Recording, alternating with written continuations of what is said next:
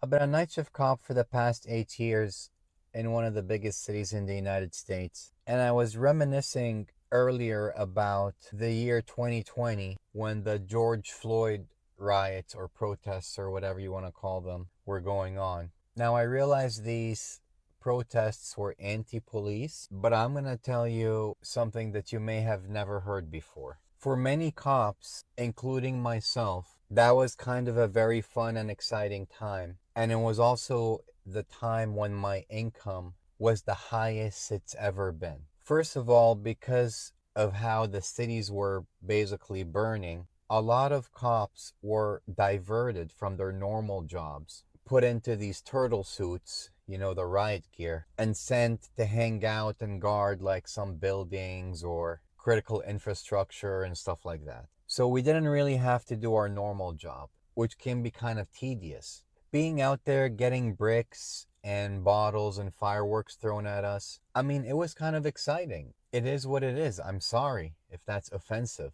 It was like being a kid on a field trip for weeks. Yes, we had to work a lot of 16-hour shifts, but guess what the result of that was? I made so much money, I ended up investing in real estate. I don't know what the other cops all across the country did with their overtime money. So while the purpose of all the protests and the riots and the burning was to kind of send an anti-cop message at the level of the individual police officer, I think it was very profitable for a lot of us. Am I supposed to feel guilty about this? I never put my knee on anybody's neck. I've never violated anybody's constitutional rights. So yeah, I guess I don't feel guilty about making a lot of money on overtime for no reason and not having to do my regular repetitive job duties. I feel bad for all the victims of actual crime who had to wait for hours and sometimes days to get a police response because everything was just so backed up. But yeah, the next time you see like a big